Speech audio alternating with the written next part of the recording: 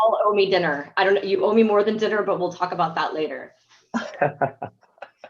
I have a weird question before we start. I saw Okay, that you are the Yalla, chief. Sawa. I saw that you are the chief penguin. Yeah. What's that?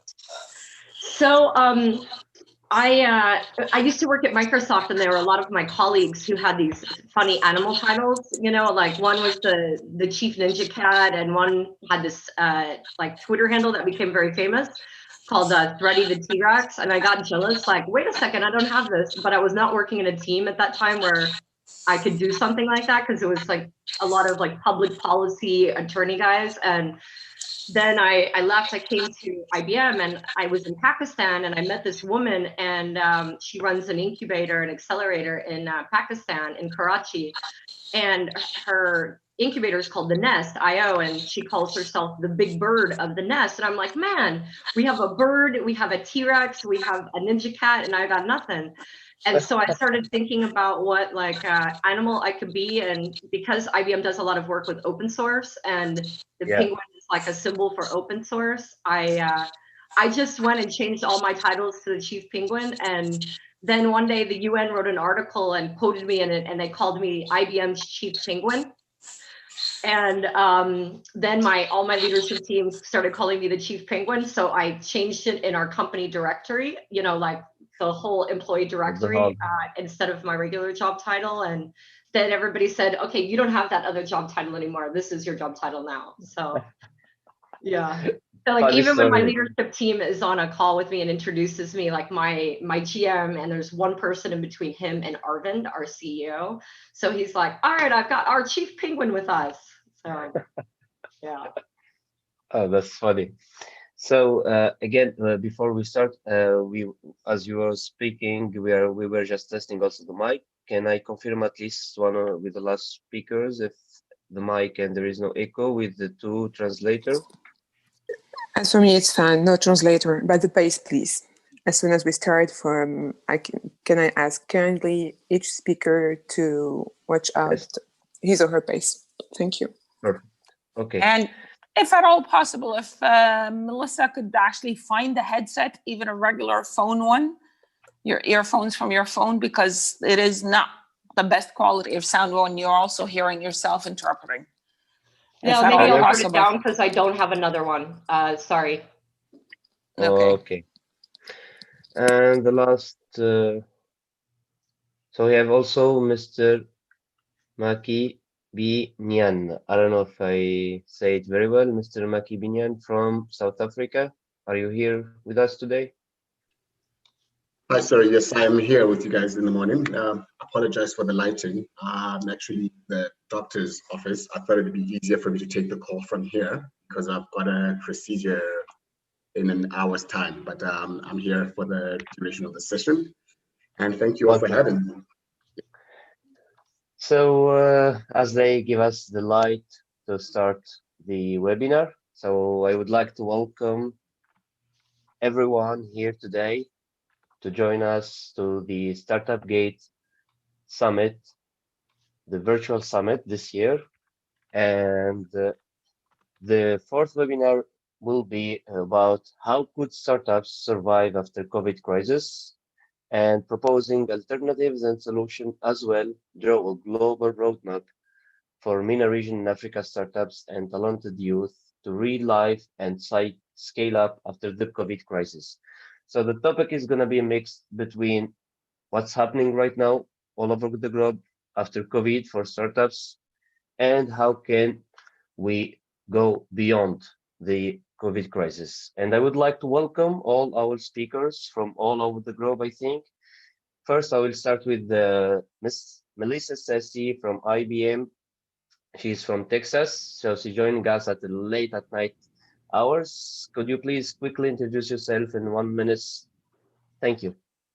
Yeah, sure. So I work at IBM. I'm the global head of a startup accelerator that's called the IBM HyperProtect Accelerator. And I also head up student experience. So I am very passionate about young entrepreneurs, and I have a quite a subset of startups from the MENA region or MEA region. Happy to talk more about that later. I also have my own nonprofit where we have a co-working space, IoT lab, and robotics lab in Tunis. It's called Mentor Nations. It's all youth-led, youth-run, and we help young people learn technology skills and explore how they can start their own companies in tech. Thank you and welcome. We will talk later about the topics. And I would like also to welcome Ms. Haifa Al Abdullah from Qatar. She is the Innovation Director of QSTP, Qatar Science and Technology Park. Welcome with us today. Could you please introduce yourself in 1 minute? Hi everyone. I'm Haifa Al Abdullah, the Innovation Director at Qatar Science and Technology Park. My responsibility is really to support entrepreneurs and tech innovators in Qatar and the region. We have various innovation programs, starting from mindset programs to incubation programs to support these young startups. My background, I have computer sciences degree and a master's of business administration. Thank you so much and welcome from Qatar. And let's go to Mr. Mustafa Al Gizli, if I may say it very well, and he's he's right now from Istanbul. Could you please introduce yourself? Yes, hi everybody. I am Mustafa El Sagizli. I am from Libya, now in Istanbul. I am heading an SMEs and entrepreneurship development incubator that is serving fragile countries in the region, trying to do our work in rebuilding states like Libya, Somalia, working with Syrian refugees, Yemenis.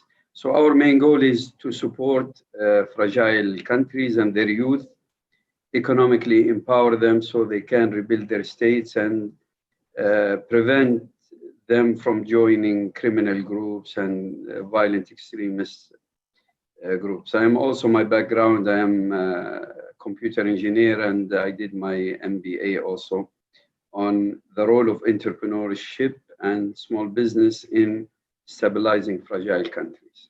Thank you. Thank you, Mr. Mustafa. And the next speaker is Mr. Maki Binyen, and he's joining us from South Africa. Welcome. Could you please introduce yourself? Great. My name is Maki Binyen Mohapela. From South Africa. I come from an organization called Youth Economic Alliance. We're a youth advocacy group, NPO, that is actually doing a lot of programs to assist youth entrepreneurship and startups in the South African area. We've got a primary focus operating in sectors around agriculture, education, and ICT. So our work is to interface between corporates and also assisting government with shaping policy. We almost serve as a conduit in the middle between all the different organizations. I am also involved in 2 startups, one an electric vehicle manufacturer and another biotech company as well. Thank you. Thank you. Also, let's and then another speaker who's like a friend of mine for a while, Miss Monia Jandoubi from Tunisia. She's the Business Development Manager, Smart Tunisian Technopark. Miss Monia? She's not here, no problem. Then to our last speaker, Mr. Mohammed Zaid, who's the president of Libya Botics, Botics from Libya, and who has very, very good resume, as I saw his resume on Google. I would like to talk to you to talk more about your CV and your experience, Mr. Mohammed, later. Could you please introduce yourself? Mohammed Saifuddin. Mohammed Zaid, he's not with us. He just left. He was here, but he just left. And Mrs. Monia at the end. Hi. Hi. Hi, Hi, good morning, Amin. Ms. Good Monia, good morning. morning. So could you Good please morning. introduce yourself Yeah, before we start? yeah, good morning, everybody. I'm Monia. I'm working in the first ICT Technopark in Tunisia, which call it ex El Ghazala Technopark, but now we are speaking about the new company managing this Technopark, which is the Smart Tunisian Technopark. So my mission at El Ghazala Technopark is in fact in helping especially startups how to commercialize their innovative product and how to go international. My background in business communication really allowed me to enlarge our international network and to help our youth and our startups working on innovative ideas to go beyond a border. Yeah, so I'm here to animate our ecosystem and to provide more and more opportunity for our startups and our clients as SMEs. Thank you, Ms. Monia, for the explication and clarification. So now let's go. Mohammed, he's here. So hello, Mr. Mohammed Abu Mahfouz. He's Better Platform for Social Enterprise. Could you please introduce yourself? Hello, Mr. Yahi. My name is Muhannad. I am working as a public relations manager in Better Platform. We are based in Istanbul. We are supporting the entrepreneurs and startups in the Palestinian societies around the world, inside Palestine and outside Palestine, as a virtual platform. My background is engineering, and I am done with my MBA. Thank you for inviting us. You're welcome, Mr. Mohammed. So we have different speakers all over from every place, from US, from MENA region, from Africa, and also from Istanbul. So we are going today to talk about how could startups survive after COVID crisis. So I'm gonna start with Ms. Melissa Sessi from IBM to tell us how do you see now the evolution of the startup after the COVID crisis? What's happening right now to the startups? What's the impact of the COVID, and how can we go after beyond COVID? What are the tools to set up, and what are the mechanisms that we need to implement to try to go after COVID? Thank you. All right, perfect. How much time do I have? I want to make sure that I stay within a time limit. Maximum between 10 and 15 minutes. So everyone Okay, all can right, have. cool. So I'm going to start off and kind of just give you some anecdotal thoughts, and then I'm gonna get specific, and I will share a specific program, and I'll do some comparisons between how this is related to other programs that startups can take advantage of. I think for startups in particular that I work with, I've seen a lot of organizations pivot, and I've seen them change their business model, or change their industry, or even change their product. I've seen some startups actually identify that they don't think they have product market fit, which obviously is incredibly important when you're launching a company. I'm also a founder. I have 2 startups of my own. They're both ed tech platforms. And so I speak about this, from an academic perspective, also from big tech, and also from personal experience. I think I want to highlight one thing that is an interesting data point. We need to be doing more to foster relationships with young entrepreneurs, early stage entrepreneurs, but also women and girls. In the US, for example, and this is only one data point, only 2-point-something% of venture capital, or 4-point-something%, depending upon which data set you use, of all venture capital funds went to startups with at least one female founder. Crazy, right? That's I mean, if you impressive. think Yeah. about women making up half of the population and a fraction of that going to female founders, it's a problem. I don't think it's a matter of, wow, where are all the women and why are they not being entrepreneurs? It's a systemic problem and a systemic challenge also when it comes to who's funding, why are they funding? And, it's bigger than just, hey, how do we inspire and how do we empower, women to become entrepreneurs. In my program at IBM, I'm very focused on geographic diversity, gender diversity, ethnic diversity, and also looking at different products. I'm going to walk you through how we do things at IBM. So I'm going to just share my screen. Oh, if you could give me the right to share my screen, that would be awesome. Yeah. Can you give her access, Mohammed, from eBay platform?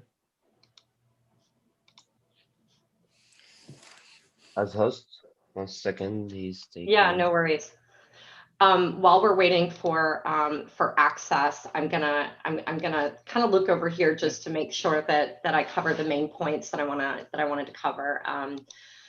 As background as well, I spent 5 years at Microsoft, and I was an impact investor at Microsoft. I focused on both internet and energy access, and then bringing digital skills to the newly connected. And my whole focus was around, again, that concept of global empowerment, and how do we inspire the next generation of creators, makers, and doers to not just be consumers of technology, but again, creators, makers, and doers empowered by technology. Also thinking about what are those activities that we all need to do to bring practical skills to young people, especially now when you can share your screen, I think, now directly. You have access now? Not yet.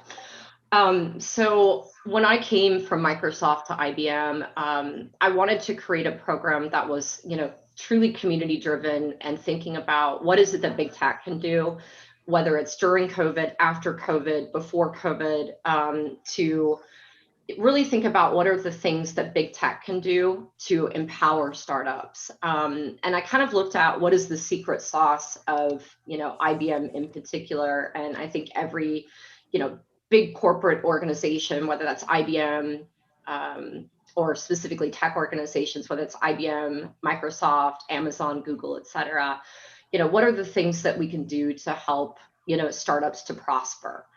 And as I started looking at, the different programs that exist, a lot of the programs that are out there, including IBM's, provide startup credits, so cloud credits. How can you tap into technology credits to help you build your platform, to help you, bring it into production, to help you get to general availability? And what is the network and scale that a company like IBM or our competitive set can do to introduce startups to their network? And how can you go to business together? So that's really what my program is all focused on. I didn't want to focus on the broader ecosystem of startups and create what I call a one-to-many model, meaning how do I work with 20,000 startups? I wanted to look at a program that would enable me to really work with the best and brightest of a subset of startups, so that I could really focus, and we could really focus on doing a great job with a smaller group of startups, as opposed to 20,000 that we wouldn't have any idea what are they doing. And I do have colleagues that focus on what I call the long tail of startups. But I'm going to tell you today about, a little bit about IBM HyperProtect Accelerator, what it takes to get into the program, what we've seen our startups enjoy, if you will, as part of the program, some of the pain points, because not everything is perfect in any program. We've learned a lot. I was digital before digital was a thing. Can startups from the MENA region and Africa join the program, actually? Yeah, it's a global program. And of this last cohort, 34% of my startups were from MEA, so the Middle East and Africa, 34%. So a really large set of my startups. What do I look for? I focus on fintech, health tech, and insurtech. So, for anyone who's listening, for any of the speakers, I'm always happy to collaborate. And I work with a number of different, collaborators. I have a partnership with Village Capital, for example. I also have worked with a lot of different, accelerator networks, like the Global Accelerator Network. We always post our, information and F success. And I've worked with a lot of different, scouting organizations, including, people that I might happen to know in the industry, but naturally it's hard to know everything everywhere. I mainly focus on those companies that are dealing with high levels of sensitive data. So that's personally identifiable information.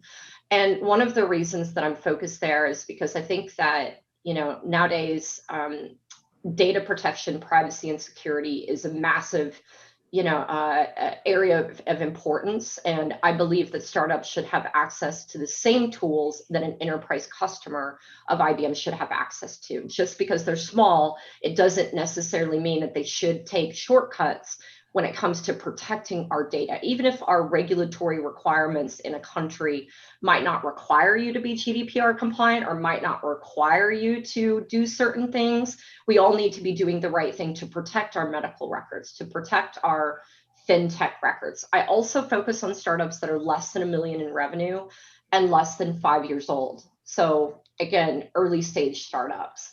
Yes, when you say early stage startups less than 1 million, Yes. do you accept them also when they have revenues, or can you take them out the ideation phase or incubation? I prefer for them to already be at either close or at MVP or minimum viable product. And the reason I say that is because IBM's a big place and we got a lot of people doing a lot of cool stuff. We have a lot to learn as well.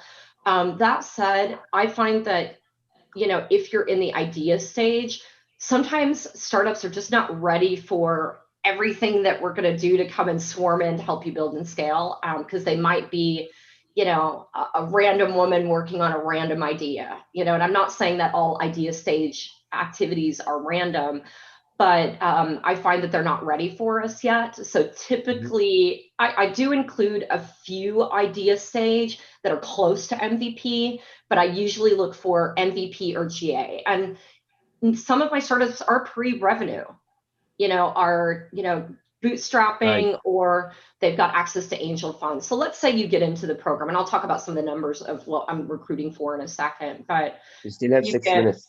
All right, cool. You get technical mentorship for 2 years. That's one-on-one, an actual real live person. So you're not like, typing in a form and going into a random email box. You have an architect. I have a cloud solution architect, actually a cloud solution penguin on my team. I also focus on business mentorship. So technical mentorship for 2 years, business mentorship for 1 year. The whole idea is, how do we bring you into our ecosystem? How do we get you introduced to our customers, our partners, our network?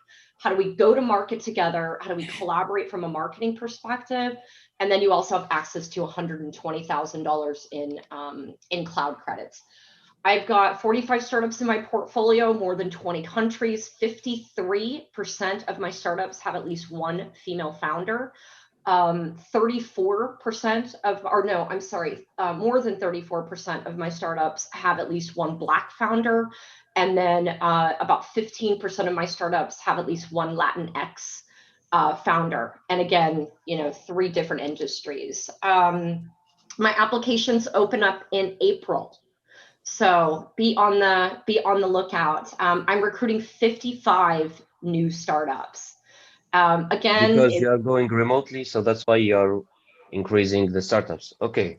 Well, partly business reasons, but we were virtual before virtual was a thing. So I'd already had my content and my program built out. We did, last year we did a 1 week, kind of mini accelerator in person in the US, where we provided travel grants and everybody flew to the US. This year we did everything virtual. I had 15 startups last year. I added 30 this year, and I'm adding another 55 next year. Amazing.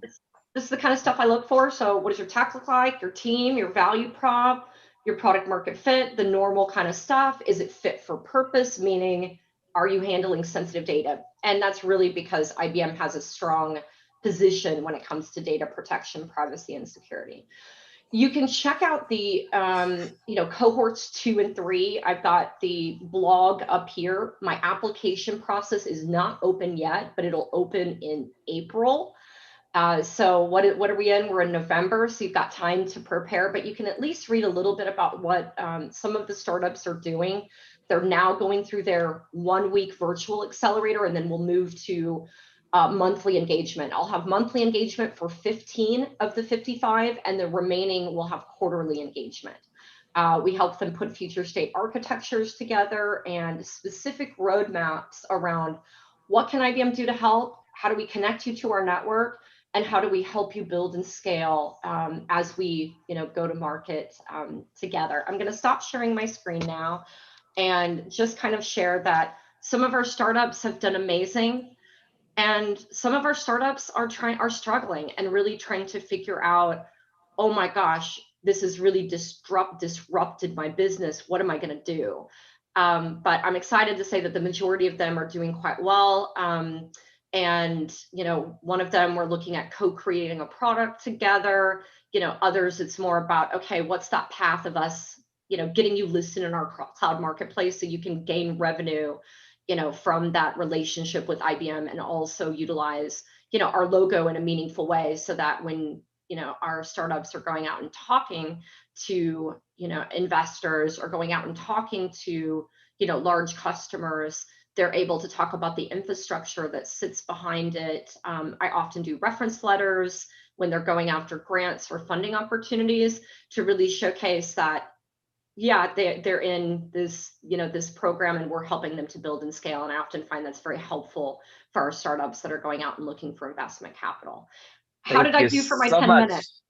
It was very good. Thank you so much for all the information shared about the IBM program. It's very interesting. I would like to get also all the details later. I'm going to share it with the community in Tunisia. Yeah, I'll send this presentation over to you. You can also find me on Twitter. So for those of you who are on Twitter, Mentor Africa with a K. So if you didn't catch anything, you need anything, that's the best place to reach out, and or LinkedIn. But I'm easy to find. Thank you so much for that. Now, let's talk with Ms. Haifa from Innovation, from Qatar Science Technology Park. You are working very close to entrepreneurs in the region, and you are promoting a lot of startups from the Qatar region, and from especially from the QSTP, from Qatar Science Technology Park. Could you please tell us more about the programs, and how now the programs are switching to work remotely, if they are working remotely, and how they're trying to face the crisis COVID, if there is any startups who are working to find a solution for the COVID as a digital solution or as a hardware solution. Ms. Haifa? Yes, okay. Okay, thank you. So for a decade now, QSTP has been driving the development of new high-tech products, services, supporting the commercialization of market-ready technologies, and contributing to the economic diversification at Qatar and the region. So at QSTP, we created an environment to support aspiring entrepreneurs at every step of the way through different opportunities to turn their passions into a startup or a business. Our value chain begins with laying out the foundations for entrepreneurship mindset through what we call the Arab Innovation Academy and Stars of Science. So I can talk about these programs later on. And then we have like the mentorship programs for entrepreneurs. We have specific accelerators for people at idea stage. And then we have an ultimate home for startups, which is our incubation center, where people can actually register their companies and start their own journey there. So if you don't mind, I can share some slides where I can show the pictures of our programs, if you allow me to share the screen. I think you have already a direct access. Okay, let me try this.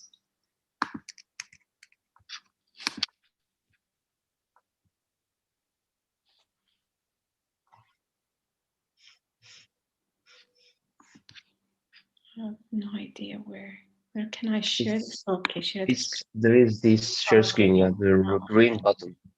Yes, share. Yes, start sharing. Okay, so we have various programs. So our core function as a park, Freezone, is to attract multilateral companies to have presence in the park.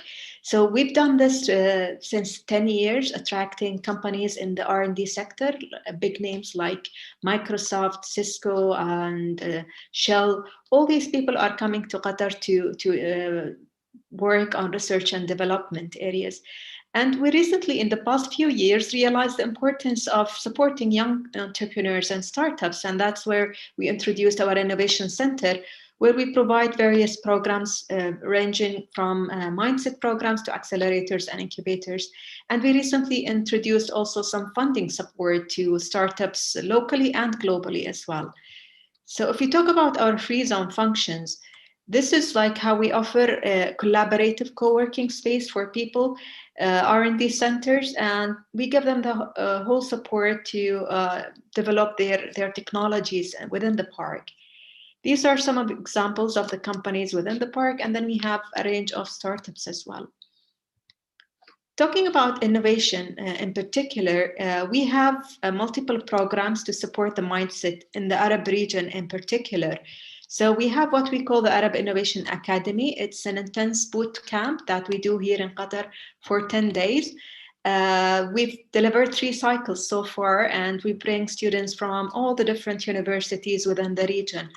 It was a great experience to have all these people together, but unfortunately due to COVID, we will have to shift our strategy next year. So the program will be delivered completely online or virtually next year. So that will start next year, inshallah. We will still continue to do it to support young minds, but it's going to be delivered virtually. We have also like the very well-known show, The Stars of Science. It was launched in 2009. The whole purpose of this show is to bring the mindset of the young Arab innovators to how to create their products and give them the proper support. Now we've completed the 12 seasons, and the applications are now ready. So anyone, any talent from the Arab region who would like to show their ideas, to bring supports and help for their ideas, they can actually apply to this program. And then we have programs to support local startups. We have what we call the QSTP Accelerator. It's a 3-month idea to product training. Again, this was delivered on like a classroom style, but the last cycle we have shifted to a digital version of it, and it was like, it worked well, I can say. Nothing to compare with the, I would say, the experience of having everyone together in one room. But again, like, we tried our best to deliver the ideas to the people. We have also a special program for researchers, just like the accelerator. We try to matchmake between like entrepreneurs and researchers to create startups around certain IP that was developed internally within Qatar Foundation. This is our incubation center. This is where we actually allow people to try out their ideas, register their company in the free zone, because as a free zone, we allow like 100% foreign ownership, and we have a lot of facilities and connections. We have 2 funding themes within QSTP, the Product Development Fund and the Tech Venture Fund. So the Product Development Fund targets the SME sector at Qatar, and we give this matching grant to companies who develop new ideas or new technologies. Then we have the Technology Venture Fund, which has been launched recently. It provides seed stage support for the local startups, and then we participate in a Series A and B investments for international companies. So we have currently a partnership with 500 startups where we co-invest in regional startups. We have a I have a question about that. I have a question about that. You said that you're co-investing with 500 startups. Do the startups should come to and being incorporated in Qatar in the free zone, or they do incorporated in US? Well, when it comes to investment, whether it's direct investment from QSTP or in partnership with 500 startups, they don't have to be located in Qatar, especially if you're talking about Series A and B. I mean, we have this special requirement for the seed stage. But beyond that, any startup who managed to develop further or grow further, they can actually apply to our investment fund or go directly to 500 startups, which is also providing direct funds for startups at an advanced stage. Thank you. That's very interesting, co-investing with 500 startups. Okay, so yeah, these are some examples of the products that's been supported by QSTP. Most of what we do, we have a blend of hardware and software, but I would say mostly we have digital solutions. And that's why, as Melissa said, we actually found it interesting that many startups pivoted during the COVID crisis. They managed to actually shift their strategies, and a lot of them went successful actually because they were a little bit buried, but within the situation they managed to sell online. Especially, we have an example of people who managed to sell pharmaceutical stuff directly to people, which was like very demanding at the very early stage, and they became very popular, I would say, and they managed to increase their revenues due to the crisis. So I think even though it was a challenge to us at the beginning, but I think for startups in particular, they are very agile and responsive, and many of them managed to change their strategy to actually work on different products and services and deliver things online and virtually. So these are some numbers from QSTP because we celebrated our 10th anniversary last year. So we have currently 50 plus companies and over 20 startups today. We have 31 innovative products that has been introduced to the market, and over 1,000 individuals from across the region benefited from our programs. Talk about Arab Innovation Academy, Stars of Science, and the various programs that we offer to startups in Qatar and within the region. So yes, I think that's on my part. Thank you for presentation. I have some quick question about that. So, as you said, a lot of startups are pivoting remotely. Are you now also having an application form, online application form, which is open that now startups can apply from North Africa and from MENA region? And if there is not on now, when you are going to open the online application form for them? Yeah. I mean, like if you go to our website, we always have like the online application open for every program. So you can reach out and apply to the specific program. The Stars of Science have their own website. So if you just Google Stars of Science, the application is now open. You can directly apply. Any innovator can actually apply online. The application will be closed in December. So I welcome everyone if they have any idea to actually apply. I see. If they are going remotely, as now we are seeing, so because you said that there is an incubator and acceleration center, so everything is online right now? Most of our programs, I would say that are delivered online, except for the incubation center. People are still using their offices, but again, like we're taking the precautious measures. But we're still like, we don't have any, I would say, like on-ground events. Everything is delivered virtually at the moment. Okay. Thank you so much, Ms. Haifa.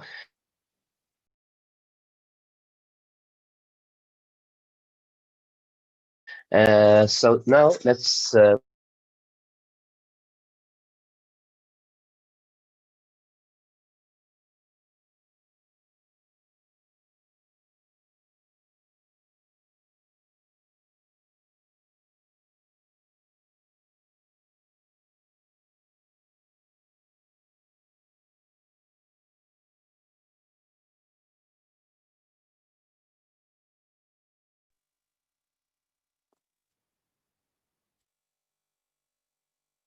hello. Yeah, you froze for a second, but you're back now. I'm back. Yeah.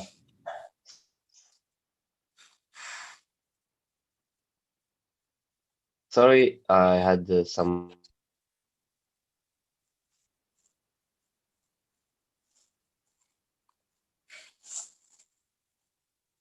Hi.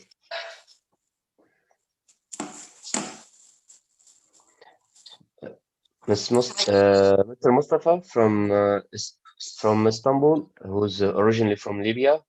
So could you please tell us more about you, the general manager, the program that you are providing to the refugees all over the world, especially from Libya also, and from other countries.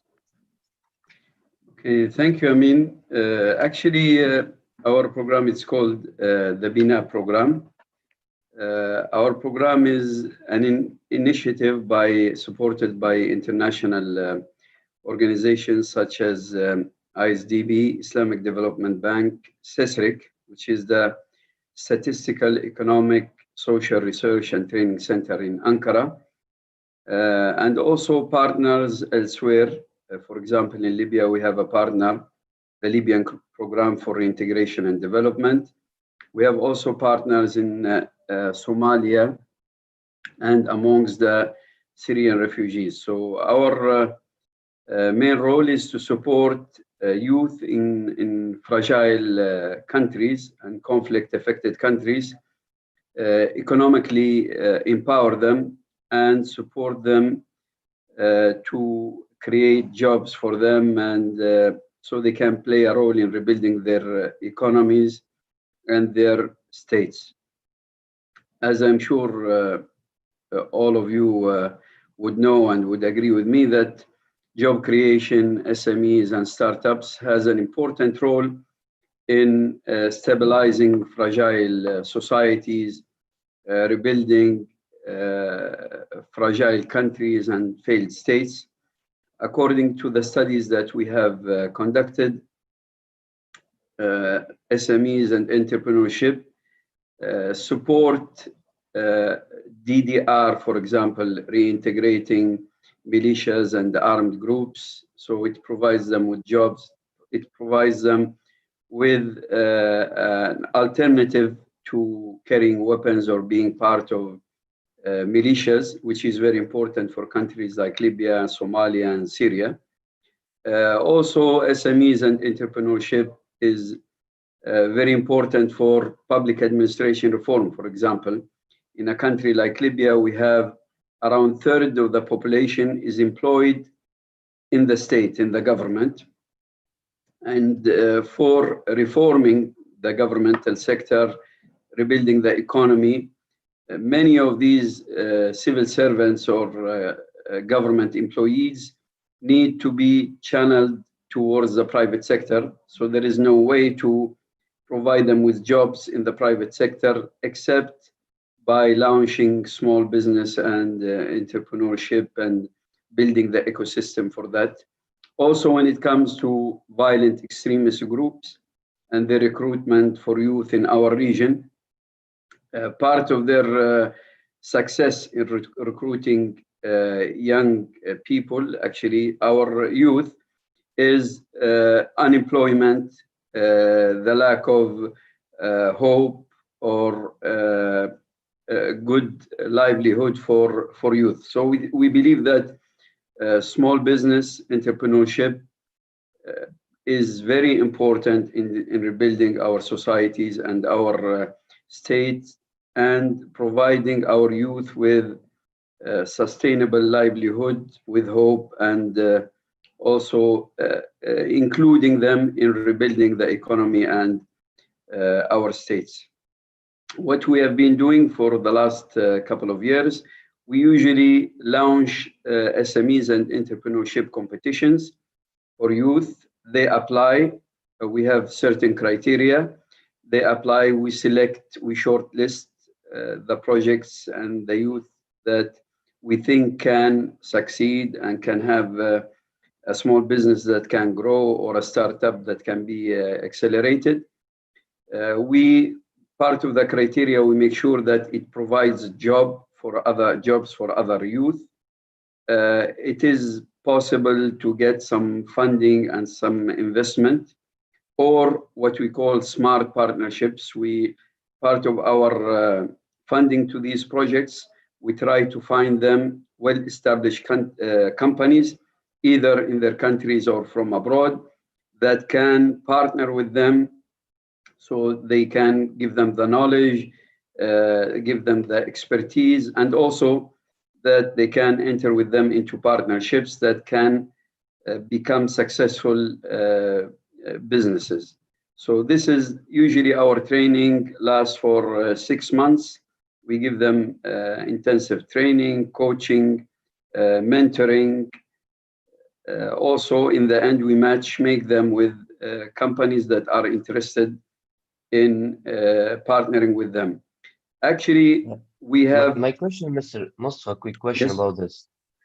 Do these entrepreneurs are based in Libya or are based in Istanbul, most of them?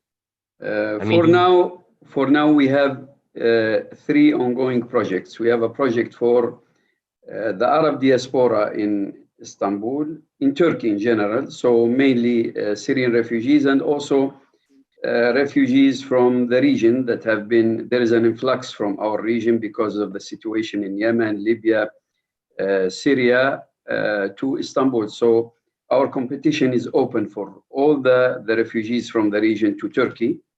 So this is one project. We have another project, we call it Bina, meaning to build, for Libya, where we are now training and incubating 78 small businesses in Libya.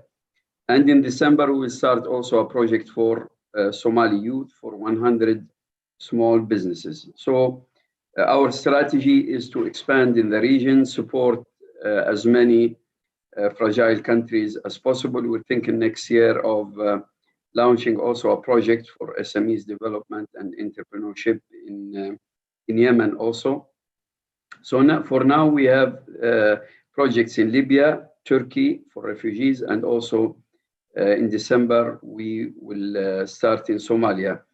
Our support and our funding comes from international organizations. We are a non-profit organization. We received our support for these projects from Islamic Development Bank, also an NGO, a Dutch NGO that is supported by the European Union and the Dutch government called Spark. Also QFFD, which is Qatar Fund for the Development.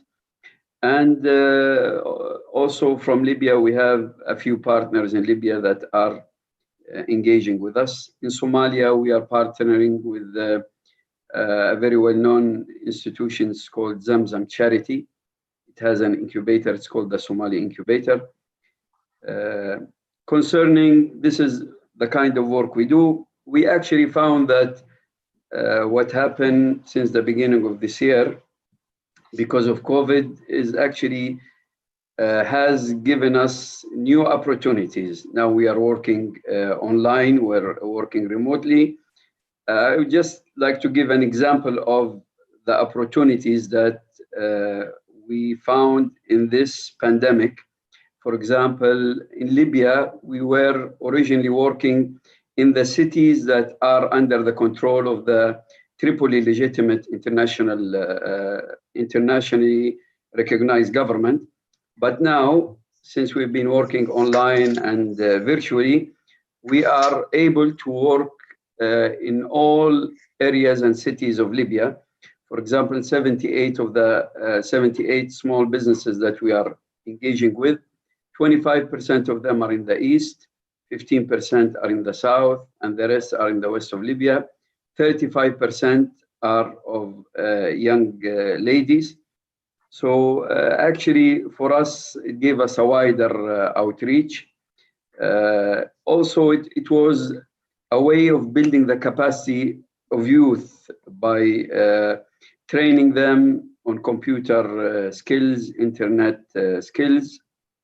We also concentrated on digital solutions, platforms, projects that can be solutions for the current conditions in Libya, for example, either because of the pandemic or because of the ongoing conflict. So this is the kind of work we do. We are looking for partners worldwide. We think such work needs different partners. We need partners that can support us in knowledge transfer, in also outreach to these young people. Maybe also we have different approaches that we can learn from. For example, our main approach now is training, incubation, mentoring, and then matchmaking for investors, angel investors, to support our projects and our small businesses and entrepreneurs. So I think this is. Thank you so much. Yes, thank you. If there are any questions about our work, I'd be happy to answer. I will get back to you later with some few questions. So before we go to our next speaker, Mr. Maki Banier, I would like to welcome Ayman Gadri from Germany. He's a Tunisian, but he's based now in Germany. He's the chairman of the Startup Gate Summit. Hello, Mr. Ayman. Hello, Amin. Thank you for inviting me again here in the webinars. Thank you for all the invitees and all the speakers. I just have to say 5 minutes very quickly, welcoming all of you again. The point here is actually, in fact, yesterday we had the opening of the Startup Gate Summit within the ministerial and high-key VIP personal invitees from Tunisian and all the regions. And I had also the opportunity to meet Mr. Mustafa Al-Higazis in the past in Istanbul, and a lot of people here as Melissa and so on. And the point here actually that we start yesterday with the Tunisian key and VIPs and key ministerially decision makers.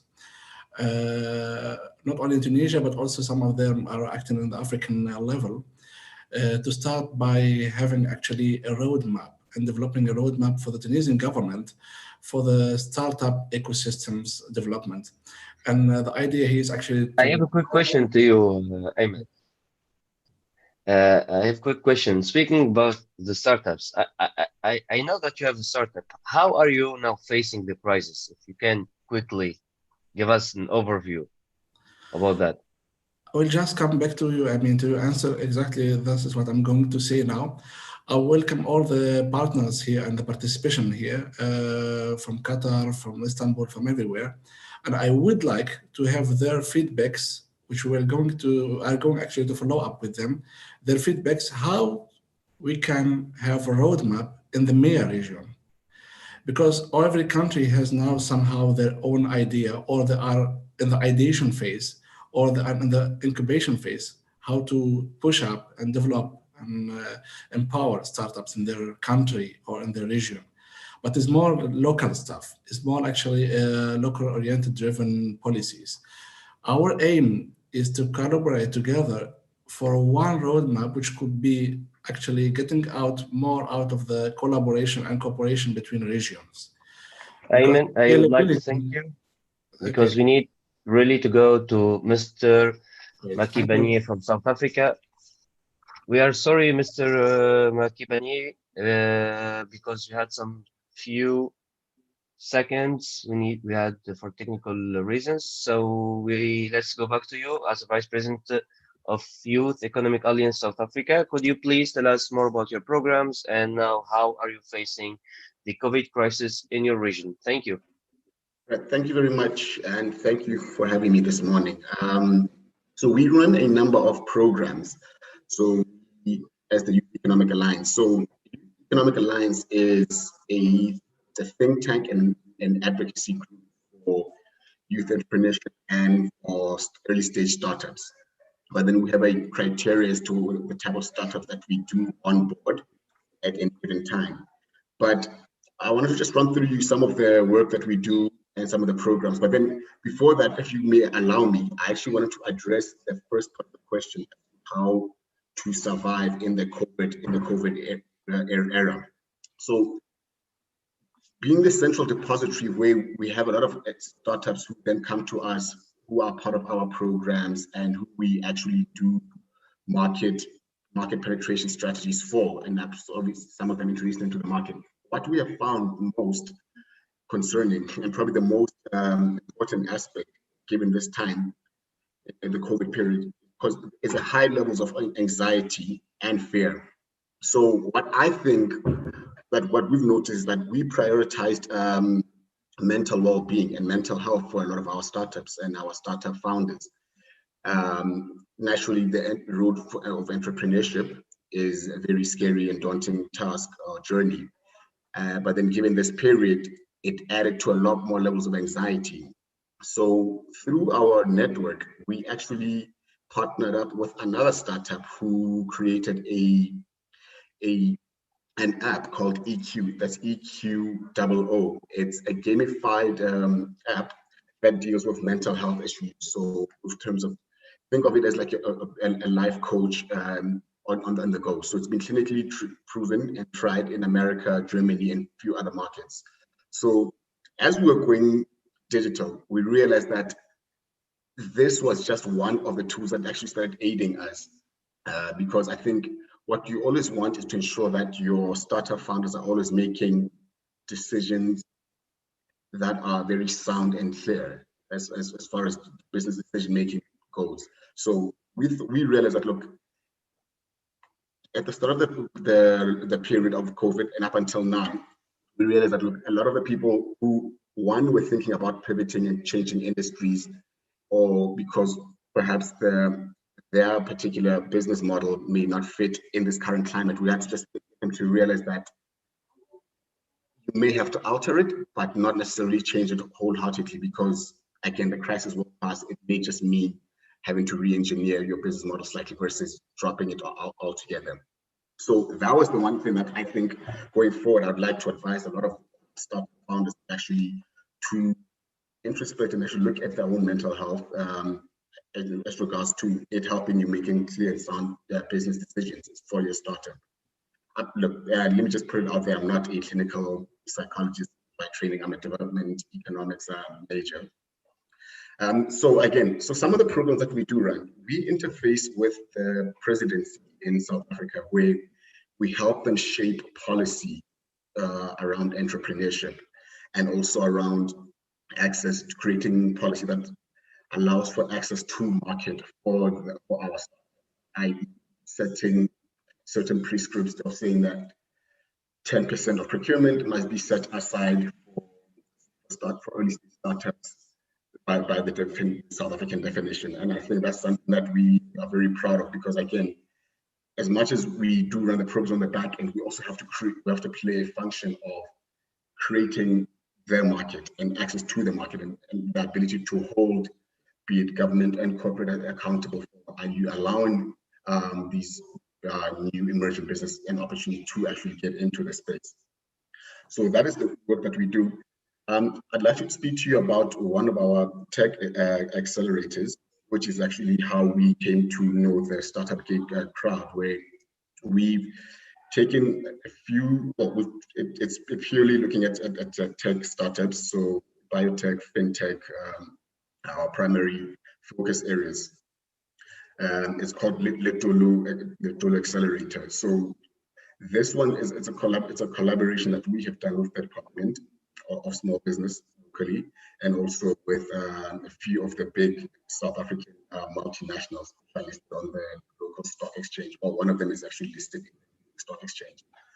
So because there's a lack of funding or grant funding for startups in South Africa, our corporate partners actually ensure that they do then provide this funding for our startups to actually do further R&D. So it's primarily an R&D fund, where we said, look, X amount of the money must go towards R&D and X amount of it must go towards marketing purposes. Because what we found disproportionately was that locally there was not a lot of money allocated for startups for particularly call it marketing exercises, where they said we're more than happy to support R&D, but not happy to support marketing. And we think go-to-market strategy and marketing is equally as important as refining the product. I think we can use them. Mention one without mentioning the other. So this little accelerator, we have 15 startups in that stage. One of them has actually been voted one of the best startups in South Africa. So they are a biotech company that have actually been making reagents for COVID testing. And right now they are actually now making COVID tests, which is actually not being rolled out at our points of entry into our borders. So that is one of our success stories that actually happened and emanated now during the lockdown period. we have another one also is also in the electric vehicle, in the electric vehicle space, which is busy doing engine conversions for the black cabs in London. So by the year 2022, London said that all the cabs in the inner city have to be hybrids, with electric and petrol. So one of our startups is actually busy doing a few of those conversions for the London Taxi Association. So those are just a few of the startups that we work with. But what you will often find with a lot of our startups is that there's a high level and measurable level of impact. As you know, the amount of funds flowing into impact investing and impact investing sort of startups is increasing significantly, especially in the sub-Saharan Africa region. So what we have then done is to actually, with the United Nations Development Program locally in South Africa, worked on we contributed to what was called the SDG Investor Roadmap, Sustainable Development Goals Investor Roadmap, which shows the priorities as far as the national government and also the priorities as from a continental level, and it just shows where the flows of resources are going, which is equally as important, because as a startup in a third world country like ours, where resource mobilization is not as easy, it's very important to see how you align to be it the national strategy, perhaps continental and the global strategy, obviously, while you're assessing your market. And currently so what we have done is worked on this program and actually segmented the sectors that are going to be getting a large flow of capital inflow, and then obviously try to earmark a lot of these flows towards our startups. So that's a policy work we do, but then at the same time, in the market intelligence that we offer our startup. So by virtue of us being able to do this advisory work, we're also being able to impart this market intelligence and insights to our startups, which sometimes we found that as startups, they are always internally looking at the actual products, and we felt this is information to them. We're also very big advocates for the current Africa Continental Free Trade Act. As you know, South Africa is chairing the African Union this year, and well, if it wasn't for COVID, we were supposed to have signed into law the Africa Continental Free Trade Act in June. So this has set us back a little bit, but what we have realized is that the ability to speak to 1 billion people on the continent plus, and would actually create the ability to scale for any startup. So instead of just looking at within your regional block, we think that we're now advocating that our startups should actually now start looking at a greater. I thank you so much, Mr. Makibani from South Africa. It's very important. You can also connect with IBM and also with the innovation with Qatar Incubation Accelerator Center. This is why we made this event, so can people connect each others all over the globe. Again, thank you so much for your speech, and we will get back to you for a few questions. And and now Miss Munya Jandoubi, which is very good friend again to me, and she's very well connected also to the Tunisian ecosystem and also the international ecosystem. Ms. Munya, could you please tell us more about the Tunisian ecosystem and how the Tunisian ecosystem right now is facing the COVID crisis and how startups can scale up later on?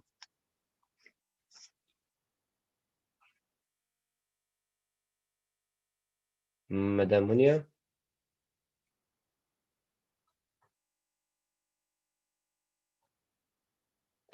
Okay, she's not.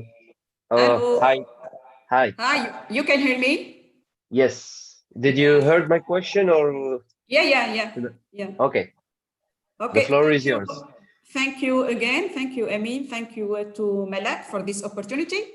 So as you know very well, our ecosystem and our community at Al Ghazala Technopark and currently Smart Tunisian Technopark, we are continuing our support and our different program in order to help our community, our innovative ideas holders, and our startups to grow, and especially to go international and commercialize their products. So, I mean, no one can deny that the development of technology, solutions, services, product is accelerated by COVID-19. And the wave of the fourth industry evolution becomes so high. So in fact, no change, in fact, in the technology development direction, but only speed goes up. So daily we are living within our startups. We have our innovation center in which we are offering several programs, especially for prototyping and giving technical support with the collaboration of our partner from private sector and from university. Also, we have our incubator center. Today we have about 25 startups and no square meter available. So lots of demands are coming right now to the incubator, to El Ghazala Technopark, in order to join the community, to join our ecosystem, because we are always advising our startups, our students to join ecosystems and community, to be hosted in incubator, to join acceleration program. It's very important. So not to be spread in some other location. It's very important. So to hear about opportunity and to be involved in many programs. So we are developing many programs, and it's due to our international and huge international network. Since the creation of the Technopark in 1997, we developed a large international network. So within Technopark's innovation networks, and we are member of the biggest Enterprise Europe network, and we are assuring the matching and the introduction of our startups. And our main mission is Amin? Amin? You can hear? Yes, I am hearing you very well. Yeah, our main mission in the incubator is helping startups to finalize their prototypes, their product, working especially because we have some criteria of selection in order to enter our incubator. So we are helping them in order to have a prototype and working on innovative products and helping other sectors to grow. So we are offering several programs for soft skills, helping them how to pitch, how to set their communication plans, and how to negotiate with other clients or investor. We launched in the first phase of the COVID-19 our first virtual incubation program, and it was a success because we involved even startups from Palestine and Yemen, and we have mentors from Tunis, from Europe. They helped especially startups in reviewing their marketing strategy, so to be ready, inshallah, after COVID-19 to commercialize directly their products. So for our innovation center, we are helping especially teacher at university and innovative ideas holder to finalize their prototypes, and after that they can jump and join us in our business incubation center. And inside this center, we do offer lots of program, but especially our main focus in helping startups how to commercialize their product and go conquer new market. So the impact of COVID-19 is really so huge on some startups. We advised them to be more agile, more responsive, and to change their, to review their business model. So we are working closely with them. We are working really closely with them inside our incubator, trying to help them to jump this crisis and go beyond border. So, but I mean, it's really due to our international network. We have this large international network, and inshallah, after this crisis, we will launch our soft landing program. The soft landing program, it's like a channel of communication between startups from different countries. And we have our welcome office in Algeria in the Technopark of Sidi Abdallah. And we can welcome startups from Algeria, and our partner in Algeria, they can welcome startups from our incubator, and in Côte d'Ivoire. And we are trying really to find more and more opportunity, because the need of startups is really the market and how they can commercialize their innovative products. Thank you so much for all this information about the Tunisian programs and ecosystem. And let's go to our last speaker, Mr. Mohannad. Hello, Mr. Mohannad. He's the responsible of Bader platform for social enterprise. Hello, Mr. Amin. Thank you. Hi. Yeah. The floor is yours. Actually, briefly, I will introduce Bidara platform to the attendees. We are based in Istanbul. Actually, since around 2 years or more than 2 years, we started to design our programs and our platform business model. Actually, we are serving the Palestinian startups and entrepreneurs in Palestine and outside Palestine through our programs and services. Actually, from the beginning, we started to design our program as a virtual program, as a fully virtual program before COVID and before this crisis. We have launched our first program since 1 year, and it's done. And at the end of this program, we realized that the virtual programs has its effectiveness and efficiency for the startups. We realized that many startups and entrepreneurs facing an obstruction of the time or constraints of time. Most of them, they are working in a full-time job, or they are studying. So the incubation or the physical incubation program sometimes making an obstruction for them.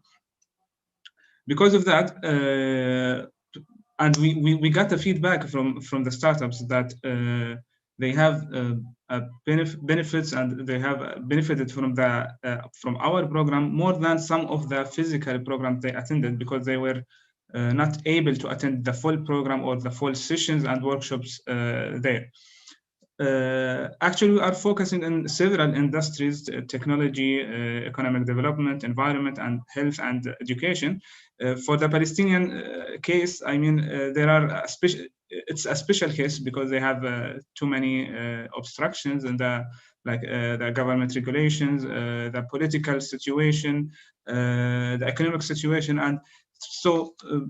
Most of the startups inside Palestine, they want to be exposed to the outside countries and the outside world. Most of them, they don't know that there are huge opportunities outside. So we are trying to expose them for these opportunities and to connect them with mentors, investors, any other stakeholders from outside. Also, we are not focusing only on Palestine as a country. We are serving all the Palestinian societies in the diaspora, in Jordan, Lebanon, Syria, Turkey.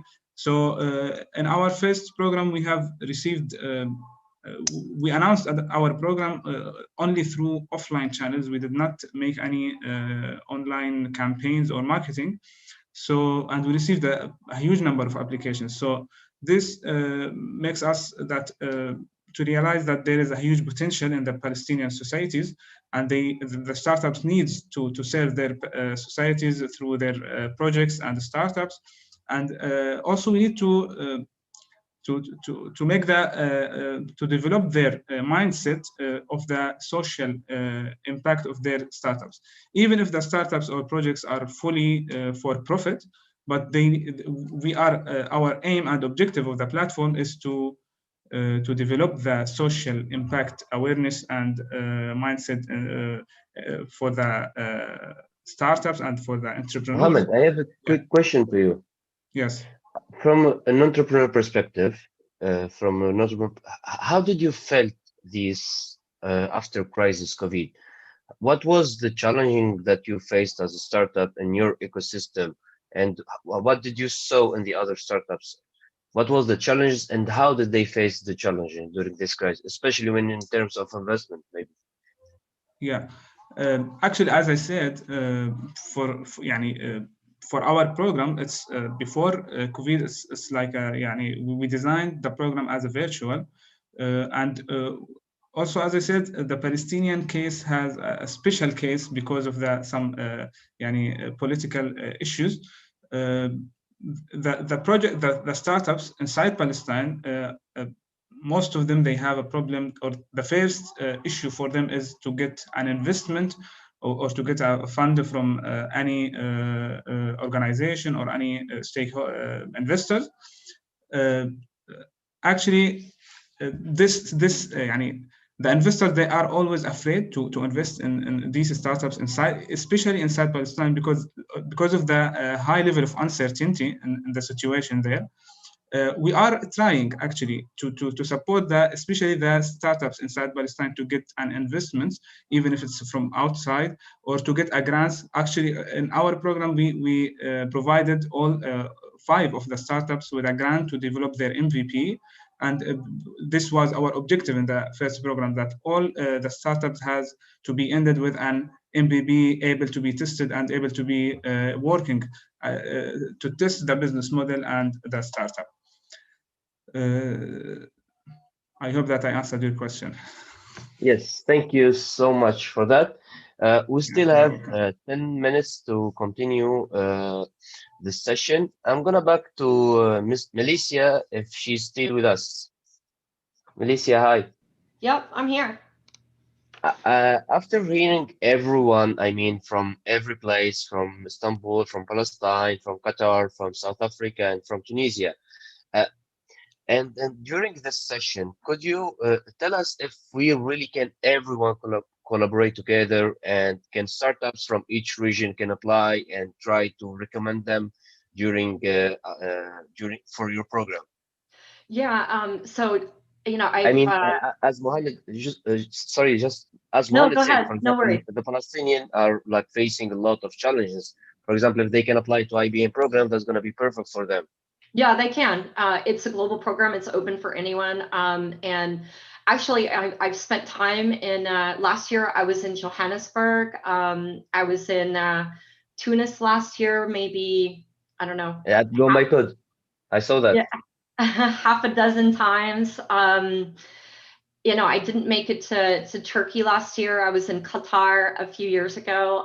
So I would consider myself very much a citizen of the world. And obviously IBM is a big global company that really thinks about, how can we empower, entrepreneurs everywhere. I have a soft spot for the MEA region. My family lives in Tunis, my children.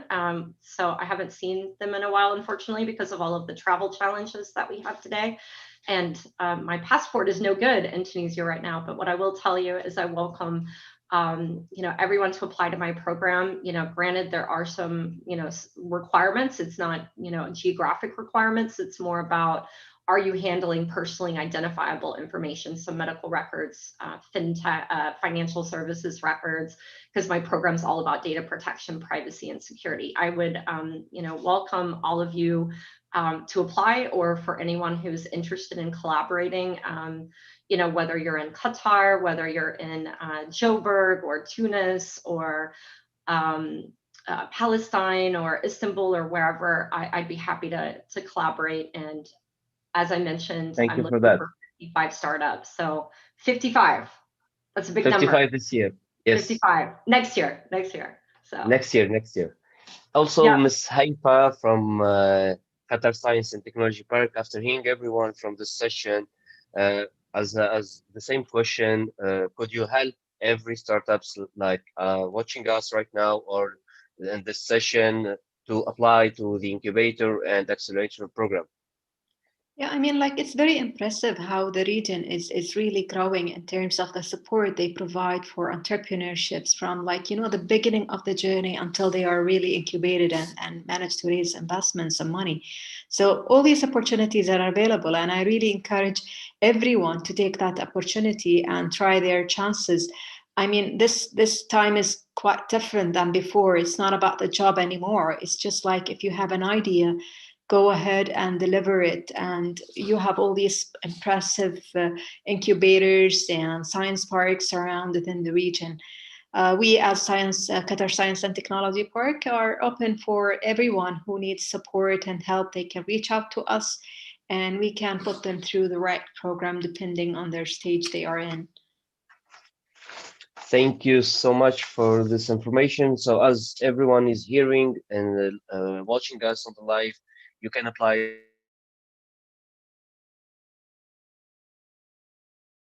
to the programs.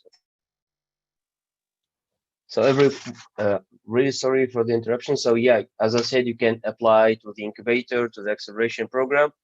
Also, you can also apply for the Tunisian acceleration program, as Madame Monia was mentioning. Before we close our session and we go to the last words from everyone, I have a huge announcement. So after the pitching session of yesterday at the Smart Community Solution competition, and after the jury votes and after the jury votes, I would like to announce the startup that won this competition. Hope they are following us or watching us right now. So the name is We Settle.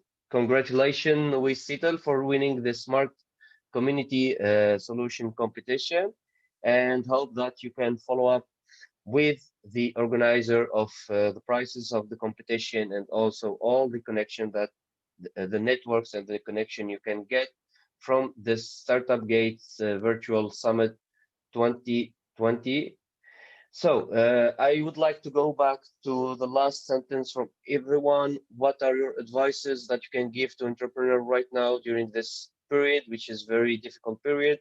What's your advice, and what's the best tips to do to try to scale up after the COVID? Let's start with Melissa. All right, good. So I think, biggest thing that, you need to think about is, do you have the right product market fit? Do you have the right business model? Do you have the right advisory board? And those would be the three things. I could list so many things and could go on and on. So I don't know how to capture that in such a small amount of words, because I think that we can talk in generalities. But ultimately, each founder and each startup needs to think specifically about what are those three specific things that you need to do. But get a good advisory board together, figure out who are your mentors. Don't exhaust your mentors. Make sure your customers are ready for your product, and be prepared to pivot if you need to. You need to. Ms. Haifa, what's your tips and advice for the entrepreneur? Yeah, I think this is like, we shouldn't look at this as a challenge rather than an opportunity for all startups around the world. I mean, digital was the future, but now it's the reality. So think about like how you adapt your business model to make it more digital and more like, it's actually not only, solving the problem of COVID, but it actually helps you reach out globally. So this is like, I would say the future and ultimate goal that every startup should have is really to develop products locally and make it accessible on a global scale. Thank you. Mr. Mustafa, what are your advices to the SMEs and the entrepreneurs from Libya and from Syria, from the refugee, that you're working close to them? My advice would be that they should take advantage of our new global village. They should not only think locally, they should think globally. My advice to them, and also to us, people who are working in incubation and economic empowerment, is that we need to partner for the benefit of all of us. We need to support these young people with our knowledge and our expertise. So partnering and networking, this is my advice to them and to us. Partner and networking, good advice. Ms. Monia, what's your advice for the Tunisian entrepreneurs or startups after COVID or during COVID crisis to scale up? They should think how they can make a difference. So it is very important for startups and for especially ICT sector. They think agile, they think responsive, and think globally. And I want to say to them that they can join technoparks and incubators, and it's very important to be involved and integrated in a tech community. It's very important because I do believe in connection and in networking. So this is my word, always saying to our startups that they should be always connected. So and also our slogan is in connections we trust. Connection, trust, good advice to the entrepreneur. Muhannad, as an entrepreneur, I would like, from an entrepreneur to entrepreneur, so I'm also an entrepreneur and I'm also co-founder of startups. So what's your advice, Muhannad, as an entrepreneur to your colleagues, to the startups that you're working with them right now? Sure.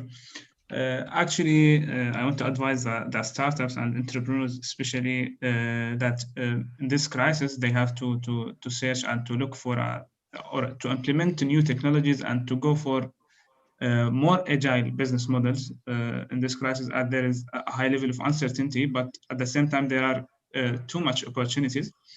Also, the other advice is to, from an HR perspective, they can go. I know that most of the startups facing obstructions in the HR and employment, so they can go for more flexible job offers. They can go for the remotely employment to decrease the expenses of the HR.